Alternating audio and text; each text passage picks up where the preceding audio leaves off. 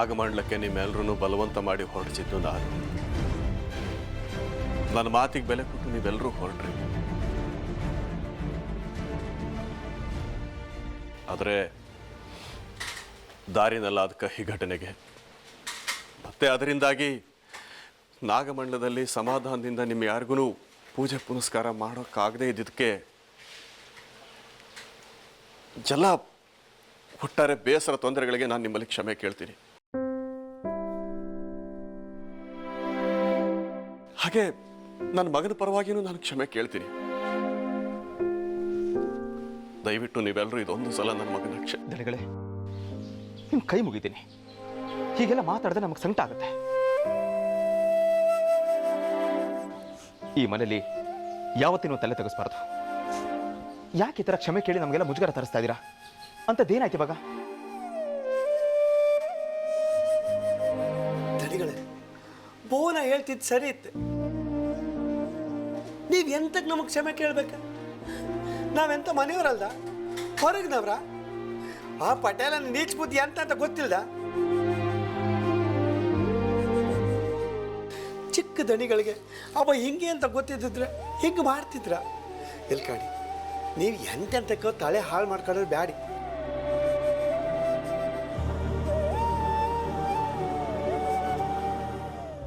ಅಪ್ಪಾಜಿ, ಯಾರೋ ಮಾಡಿದ ತಪ್ಪಿಗೆ ನೀವು ಹೀಗೆಲ್ಲ ನೊಂದ್ಕೊಳ್ಳೋದು, ನಮ್ಮೆಲ್ಲರ ಹತ್ರ ಕ್ಷಮೆ ಕೇಳೋದು ಇದೆಲ್ಲ ಸರಿ ಇಲ್ಲ. ಭುವಿ ಅವರು ನಿಮ್ಮ ಮಗ ಆಗಿ ನಿಮ್ಮನ್ನ ಅರ್ಥ ಮಾಡ್ಕೋಬೇಕಾಗಿತ್ತು. ಅಸಲಿಗೆ ಕ್ಷಮೆ ಕೇಳಬೇಕಾಗಿರೋದು ಅವರು, ಅದು ನಮ್ಮೆಲ್ಲರನ್ನಲ್ಲ, ನಿಮ್ಮನ್ನ.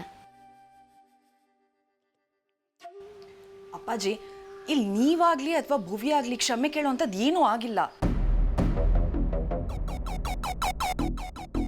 ಭುವಿ ಸಿಟಿಲ್ ಬೆಳೆದವರು, ಅವ್ರ ಲೈಫ್ ಸ್ಟೈಲ್ ಹೀಗೆ ಇರ್ಬೋದಲ್ವಾ? ನಾವೇನೋ ಹಳ್ಳಿಲಿದ್ದೀವಿ ಅಂತ ಅವ್ರನ್ನು ನಮ್ಮ ಥರನೇ ಇರಿ ಅಂತ ಹೇಳೋಕ್ಕಾಗತ್ತಾ? ಇಲ್ಲಿ ಕರ್ದು ಕ್ಷಮೆ ಕೇಳೋಂಥದ್ದು ಏನೂ ಆಗಿಲ್ಲ. ಈ ಕಾಲದ ಹುಡುಗರು ಹಾಗಿದ್ರೇನೆ ಚಂದ. ಅದು ಬಿಟ್ಟು ನಮ್ಮ ಯಜಮಾನ್ರ ಥರ ವಯಸ್ಸಿಗೆ ಮುಂಚೆನೇ ಮುದುಕರಾಗಿರೋಕ್ಕಾಗತ್ತಾ? ಇದು ನೀವೆಲ್ಲರೂ ನನ್ನ ಮೇಲೆ ಇಟ್ಟಿರೋ ಪ್ರೀತಿ, ಅದು ನಿಮ್ಮ ದೊಡ್ಡತನ. ಆದರೆ ಇವತ್ತು ನನಗೆ ಒಂದು ವಿಷಯ ಗೊತ್ತಾಗಬೇಕು.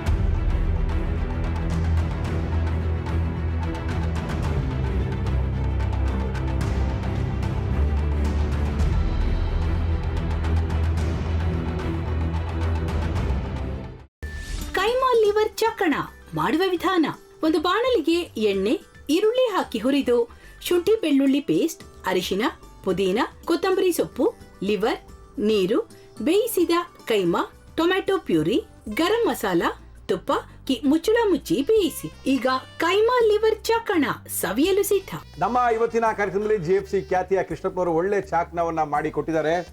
ಹೆಂಗಿದೆ ಅಂತ ಎಲ್ಲ ಹೇಳಕ್ಕಾಗಲ್ಲ, ನೀವು ಮಾಡ್ಕೊಂಡ್ರೆ.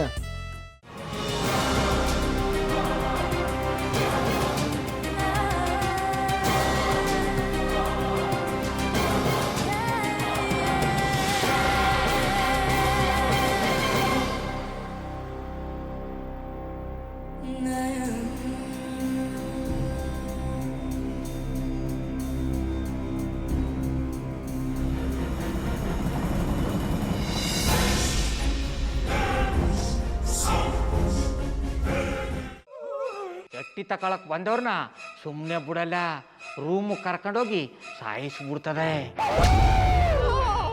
ರೂಮಿಗೆ ಕರ್ಕೊಂಡೋಗಿ ಯಾಕೆ ಸಾಯಿಸ್ತಾಳೆ? ಯಾಕಂದ್ರೆ ಅದು ಅವಳು ಪ್ರಿಯಕರನ್ ಸಾಯಿಸಿದ ಜಾಗ, ಅದಕ್ಕೆ ಅಲ್ಲಿಗೆ ಕರ್ಕೊಂಡೋಗಿ ಸಾಯಿಸ್ಬಿಡ್ತದೆ. ಈ ಮನೇಲಿ ದೆವ್ವ ಇದೆ ಅಂತ ಭಾಸ್ಕರ್ ಅವ್ರು ನನ್ಗೆ ಹೇಳೇ ಇಲ್ಲ. ಅವ್ರ ಹಟ್ಟಿಲಿ ವಾಸ ಆಗಿದ್ರ ತಾನೆ ಹೇಳಕ. ಹಟ್ಟಿಲಿ ವಾಸ ಆಗಿರೋರ್ನ ಯಾನು ಮಾಡಲ್ಲ, ಆದ್ರೆ ಹಟ್ಟಿ ತಕೊಳಕ್ ಬಂದವ್ರನ್ನ ಅದು ಸುಮ್ಮನೆ ಬಿಡಲ್ಲ ಬಿಡಲ್ಲ ಬಿಡಲ್ಲ. ಇದನ್ನೆಲ್ಲ ಹೇಳ್ತಿದ್ಯಲ್ಲ, ನೀ ಯಾರು? ನಾನು ಹಟ್ಟಿ ವಾಚ್ಮ್ಯಾನು. ನಾನು ಅರ್ಜೆಂಟಾಗಿ ರಾಮನಗರ ಹೋಗ್ಬೇಕು. ನೀನು ವೆಹಿಕಲ್ ಕಳಿಸ್ತೀಯಾ? ಅಷ್ಟೇ ತಾನೇ. ಎಷ್ಟು ಗಂಟೆಗೆ ಅಂತ ಹೇಳಿ ಕಳಿಸ್ತೀರಿ? ಮೊನ್ನೆ ಯಾರೊಬ್ರನ್ನ ಕಳಿಸಿದ್ಯಲ್ಲ, ಅವನೇ ಕಳಿಸು, ಚೆನ್ನಾಗಿ ಓಡಿಸ್ತಾನ ಅವನು. ಮೊನ್ನೆನಾ? ಹಾ, ಶಿವು ಇರಬೇಕು. ಹಾ, ಅವನೇ. ಅಯ್ಯೋ, ಅವ್ನು ನಿನ್ನೆಯಿಂದ ಕೆಲಸಕ್ಕೆ ಬಂದಿಲ್ಲ. ಫೋನ್ ಮಾಡಿದ್ರೆ ರಿಸೀವ್ ಮಾಡ್ತಿಲ್ಲ.